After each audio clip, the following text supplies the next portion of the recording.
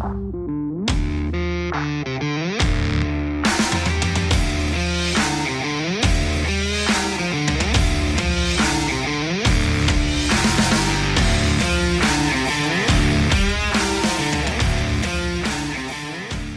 guys, it's Junior. Welcome back to Horsepower Warehouse. I'm glad to have you guys with me. I have some really cool stuff to show you yet again. Let's dive right into it. First and foremost, check out what Senior came up with. Ta-da! So nowadays, the barn find scenario is getting fewer and far between. The actual barns or the structures that have housed these cars for so many years are collapsing, and there's no longer new discoveries really being made these days.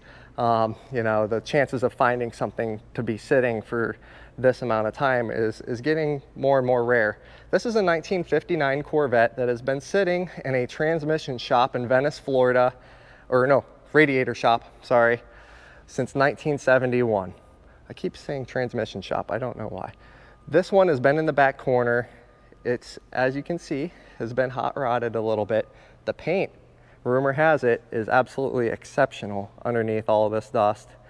The chrome was redone in 1971, and then the car was pushed to the side. You can see it has a tuned port, aftermarket intake. I believe this is odd out of a C4 Corvette, so a 350. But rumor has it, I know someone that has the correct motor for this car, and that person may or may not be me. We also have, I'll show you guys all the parts that came with this.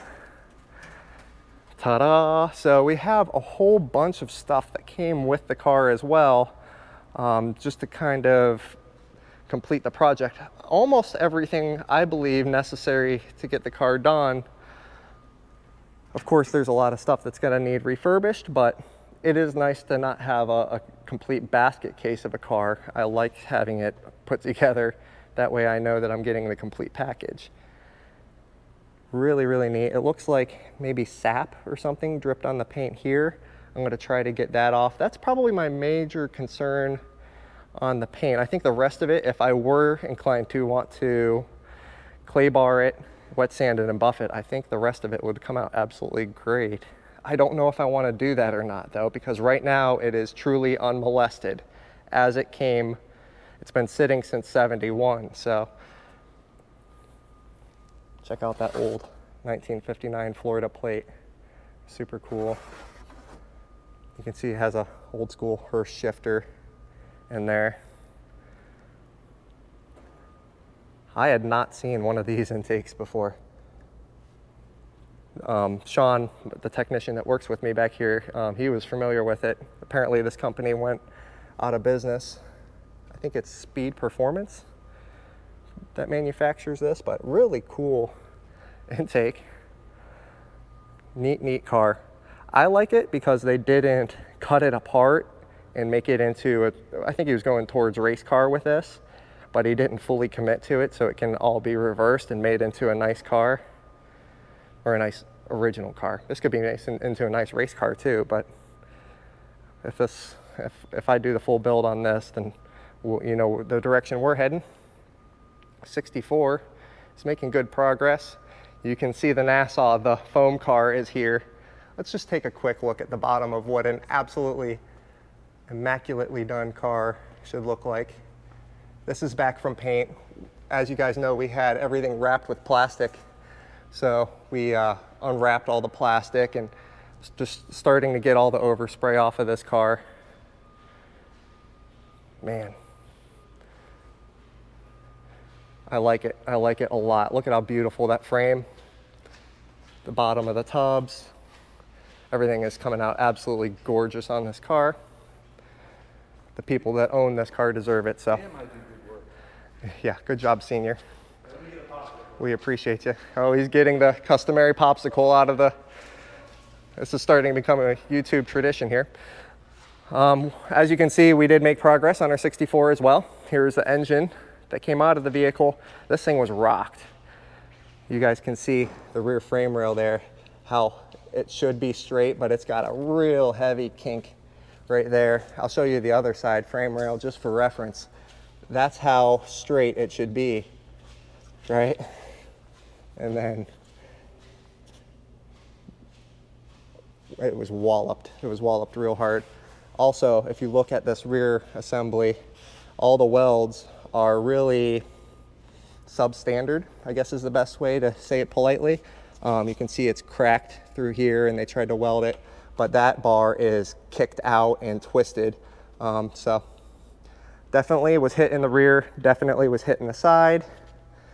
You can see this is probably some of the worst trailing arm damage that I've seen in a car. You can see how it completely mangled that trailing arm. Things like the unions on the brakes, I don't like those either. Another union, just for flavor, I guess. Yeah, so, and also where the lower control arms meet the chassis, let's step over parts here. You can see all the nasty welds all the way up in here where it ripped this off of the chassis. So this frame is junk. I am going to completely blow this apart this upcoming Monday, and then everything is going off the powder coat. We have a new chassis on its way. So happy to get that done. I'm going to start working on the body. You can see it's not the prettiest right now, but we will do our magic to it, starting first and foremost with getting it over where the 64 is so we can do our steam-powered pressure wash and begin the decontamination process. You can see this one is waiting for the air conditioning that just arrived. So thank the Lord, Classic Auto Air came through and provided me with the AC with this, and then we are gung-ho on this project. We'll get that done. I've made a little bit of progress on this one this week, but I've also been kind of playing on the other side as well. So let me show you what else we got. I told you guys that we have some new cars. Oh, one more Corvette I want to show you before we get into the new stuff. Check out how the big block came out. So I showed you the engine previously. I mean, it looks really, really, really nice. I'll show you the other side. So that came out great, but I didn't show you the interior.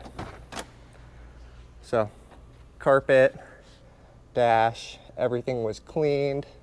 In the rear, you can see the carpet kit came out absolutely phenomenal. Super happy with how everything looks there. Laid out really nice. Of course, we did the sound and thermal deadening underneath. So this car is basically going to get a detail, and for all intensive purposes, I'm gonna run it around the building, make sure that the shifter is aligned properly and everything is good. Yeah, and it's pretty much ready to go off to its buyer, so he'll be super happy with that. I'm 100% certain. This thing, there is some conflicting information on this. Some people, the Marty report says it's either 1 of 4 or 1 of 7 with this factory extended Continental kit on the rear. I like to call it the diving platform. Talk about a long car. Holy cow. That is a lot of car, guys. I mean, it is a lot of car. I mean, and the hood is like 8 foot long, just for reference. So, you want to talk about room to party. That's a massive interior, massive rear seat. You got another 8 foot, at least, maybe 10 feet after the rear seat to the bumper. I mean, you got this helicopter landing pad back here. And then, of course, the dive platform. I showed you my Viper last week. That car is super, super nice. Here is a pretty dang rare one. I don't know that it's the lowest mileage pace car, but you can check out what we're working with here. This is a 93. And when I say that it has low mileage, I mean it has low mileage. Look at this.